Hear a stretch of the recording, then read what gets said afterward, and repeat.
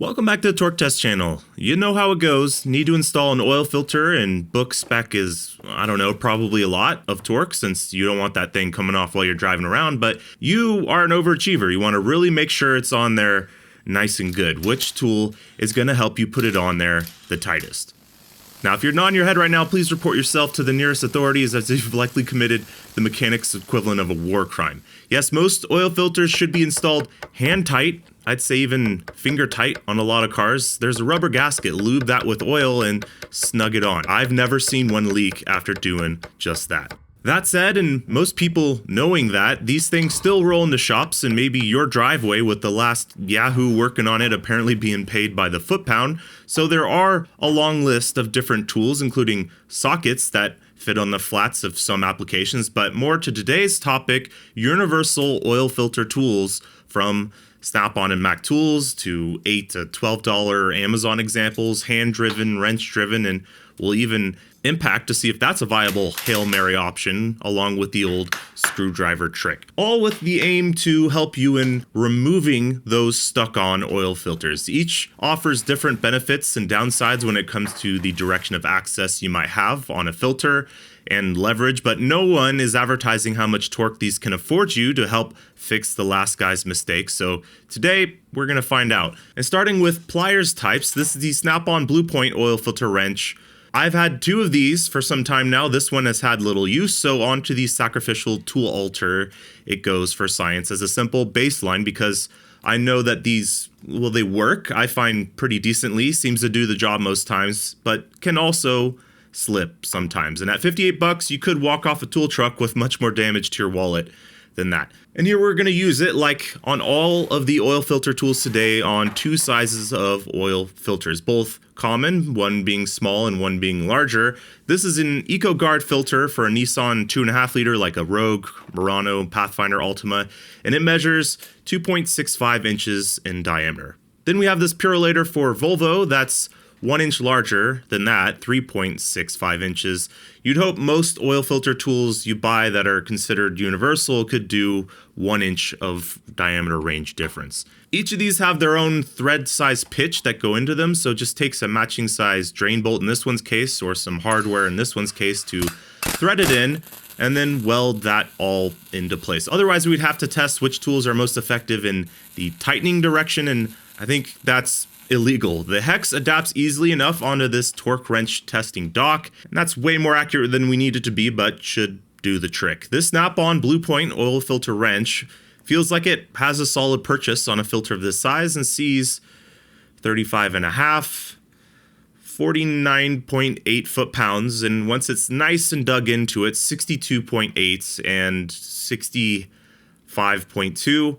And that makes it slip a bit forward. No real improvement after that. Just gonna have to be one of those try your best with each tool sort of situation. Each provides different grips and leverages based on different filters. And in this Snap-on's case, they do sort of expect you to buy the next size up for larger filters, though in their defense, they do now sell slip joint models in their Blue Point range of more sizes. That said, this did better on the larger filter than I expected. It does grab into the filter like many of these do. Not too worried about them coming off looking pristine. After all, it's going in the trash. This is gonna do 69.8 foot-pounds and mid-60s all the way until it's not in a very useful shape any longer for this tool.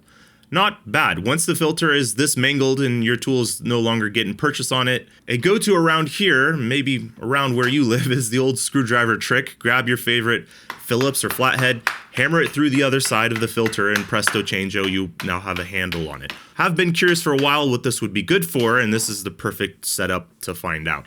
You might get more resistance turning that flathead that's shown here 90 degrees to act more like a paddle, but it did turn out to not be the weak point in this setup anyways. This eventually rips open the steel filter housing around the handle side of the screwdriver at 58.1, and further effort just opens that gash more. So under what the Pliers made in torque, but not bad. Sometimes this stake through the heart vampire execution style approach affords you more turning space than the combined space that the arms and head of the Pliers take up, so that can make for the difference. All right, and moving on in order of price, now we have the Work Pro for 13 bucks that we bought because it's the best-selling oil filter tool on Amazon. These have a slip joint like many models these days do and have an offset angle head, which is a common option you can pick out as well. This angle allows you to move those handles a bit more out of the way. The slip joint also allows more easy work on wider ranges of sizes, but let's see how they do. The Work Pro, despite having 3 positions to put it in, even in its smallest setup, has the plier handles just about nearly touching when used on this filter. That's not much of an issue up front, but as it squeezes it and crushes down on it, it's making it even smaller, and you're about out of range as it grips less and less. Only a lucky hump that it's able to find and make a new purchase on it is it able to get up to 54.9 foot-pounds.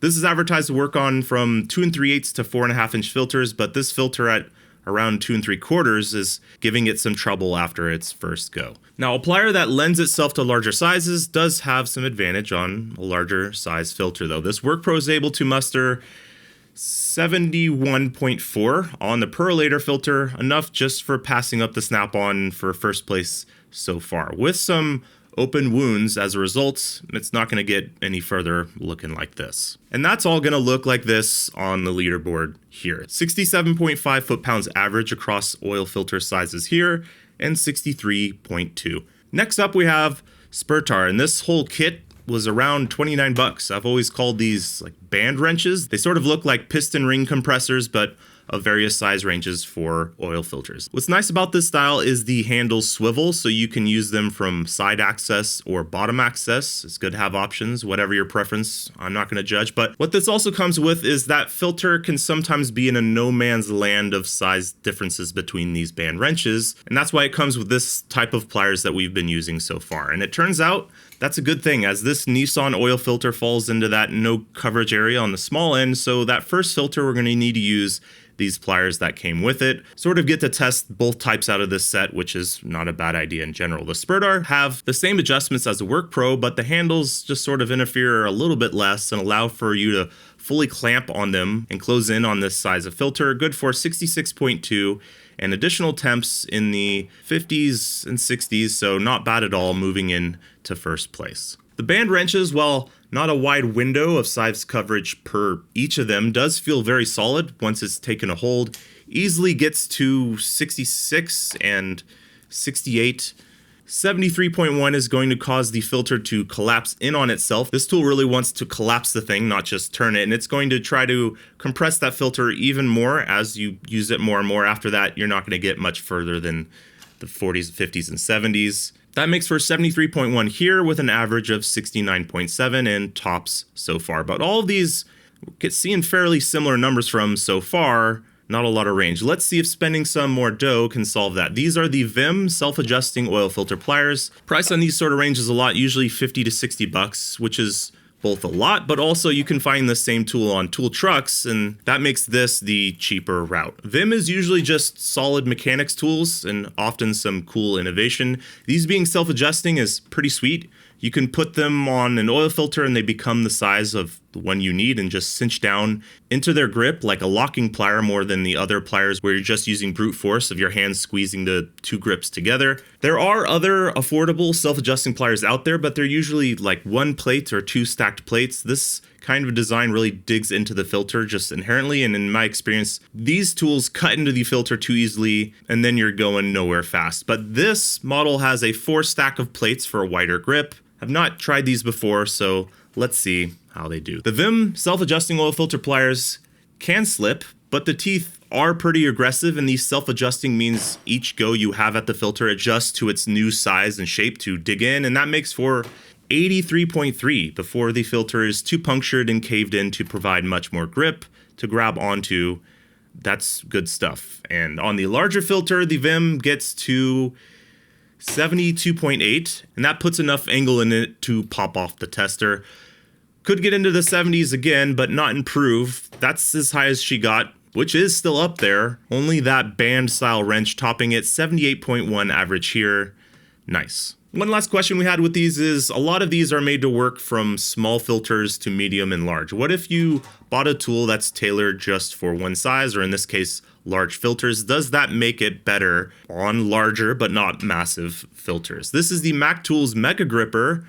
we bought for 70 bucks. This is some pretty aggressive teeth that caught my eye, and a size range from 3 to 5.5 inches, which makes it too large to use on our smaller Nissan filter here, but maybe more suited to large stuff. And does a dedicated tool work better? The bent jaws on these don't lend you much in the ways of top access when it comes to torque, unless that filter is already pretty loose, and I think probably get in the way most of the time, so I'd likely buzz these off. But there is no denying what the tool can do. The handle length isn't even that much different, so it's not just noticeably more leverage. This just seems like it's bread and butter, and 95.3 foot-pounds is what it's able to turn with, though your grip on those handles being far apart doesn't make the task all that easy. So this is how things are looking. No average for the Mac, as it's only tackling the one here. Before we start handing out awards though, let's see how the wrench styles down here do. This is the Lisle 3-jaw oil filter wrench. This is sort of like the most common thing people think of when you say oil filter wrench. At least I think Lisle sells it, but you'll also find this same tool made by Lisle sold on most tool trucks like Snap-on for just more money. That's not to say it works the best, but it is sort of the yardstick in my mind, since these are everywhere. This boldly allows you to use a 1/2-inch drive tool on them, so we can go full extendo mode on this thing, which if you don't have one of these, can recommend. They're cheap too. Main benefit of these right here is more leverage, as you can stick a wrench or a ratchet on them. You can choose that amount of leverage to avoid stuff in the way, and you can use an extension on it if it's in something deep. The Lisle seems to want to twist and push itself off the filter basically every time. Can't keep force on top of this with the other hand here, because that defeats the purpose of having a remote access tool like this, but that twisting action is going to make it slip off, reaching as high as 55.2. Thought that would be unique to the smaller filter, like it was binding on itself from adjusting so small, but we see the same thing again on the larger filter.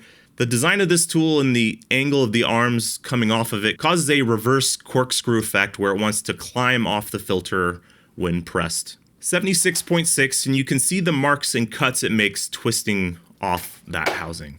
That makes for a 65.9 average. Let's see if that's par for the course or just not great. Up next is basically an Amazon special, a high selling example of basically the same thing off of Amazon for $9. Same specs, same size range, lower cost. Let's see how it does. It could be an accident, but the angle of these legs coming off the tool just force it to strip out the indents that it creates when it holds onto this thing rather than just camming off. And that's good for a full 98.3 foot-pounds and even 92.7 when put into a new position. So it's not a fluke either, and it's not broken yet. On the larger filter now, that makes it to 103.3 and then snap. Not broken, but it did skip a tooth and will no longer adjust into all of its positions any longer. Looking at the indentations though, it's clear that it grips straight into the filter rather than slicing at it and spinning off. That's good enough for a full 100.8 average.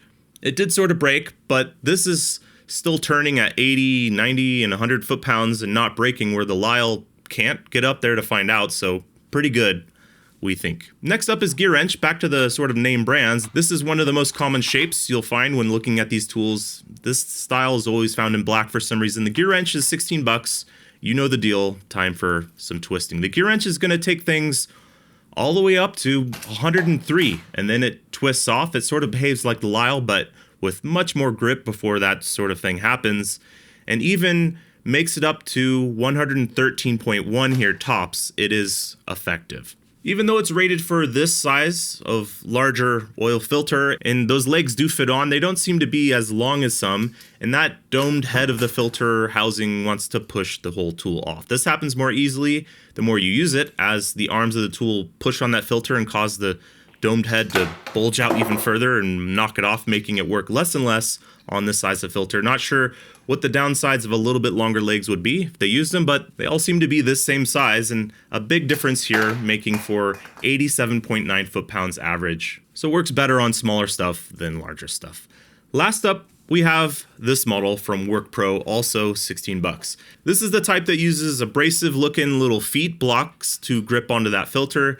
Seems to have thicker gear teeth than some of the others. Let's take a look. Unlike WorkPro's pliers that we just tested earlier, I think that were not remarkable. The WorkPro filter wrench just gets it. Does not need several goes at it, just takes it up to 138.8 and skips a single tooth out of one of those arms, but still seems to work fine afterwards, up to 108. Now the actual crimped on steel cap of this filter is rotating on its outer housing. The welds are still intact. The two parts of the oil filter are just spinning on each other, so no improvement's gonna happen beyond that.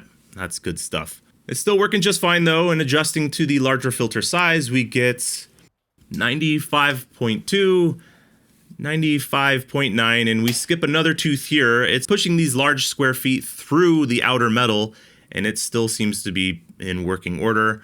117.4 foot-pounds average, the best on the day. And if you rank each section, pliers and wrenches based on these numbers, that's all gonna look like this, with Mac on top, but sort of picking and choosing where it wants to work well. So best overall, as a universal oil filter plier set, is the self-adjusting Vim, and I think that's our favorite to use as well. It requires less squeezing, though for access, hard to beat the band wrenches, which are fairly easy to get some leverage on, and the pliers that came with them were the best of that style that we found as well. For 29 bucks, that's a pretty good kit. These up here though average, like as a total category, around 70 foot-pounds though, and they got their pants beat off them by the over 90 foot-pounds average of the wrenches down here. The Work Pro coming clearly in first at only 16 bucks. I feel the only downside of this sort of design are the legs are less low profile, so could be more in the way for some applications, in which case pick up the $9 option here to go along with it. Always nice when some affordable options are at the top. But when you're out of options, your wrenches and pliers are slipping, there's barely anything left of that filter, can an impact wrench get the job done even better? Can't do that on the torque wrench dyno, so over to the impact dyno, we have a reverse thread bolt setup. The gear wrench we hit with all the beans, and it did not like that. 41 foot-pounds, and she's cooked. Not going to see any further improvement from here. Next shot was the Lyle, and taking some more care this time, ramping up sauce until she screams. This is good for up to 99 foot-pounds, which is an improvement over the 76.6 made by hand. On a tool that's slipping off, wanting to slip off that filter, intermittent hits from an impact can push come to shove in a pinch. Yeah, maybe worth a try. The Amazon $9 broke already and isn't wanting to open all the way up, so not up to the task. And the Work Pro, don't count it out just yet. Even when set to full enchilada on this thing, she just keeps on doing the filter tango, up to 104 foot-pounds. And the filter is simply just being driven through, like into it, stopping all that forward progress. But the tool, what can I say, real diamond in the rough situation, and 104 is even an improvement over the 96 made by hand. So impact rated oil filter wrenches coming to a store near you. I hope not. Don't give the gorillas putting these things on any ideas. Thanks for joining us today. If there's a type you think we missed that you want to see, let us know in the comments. And you can find that here as we post videos every Friday. Thanks for watching.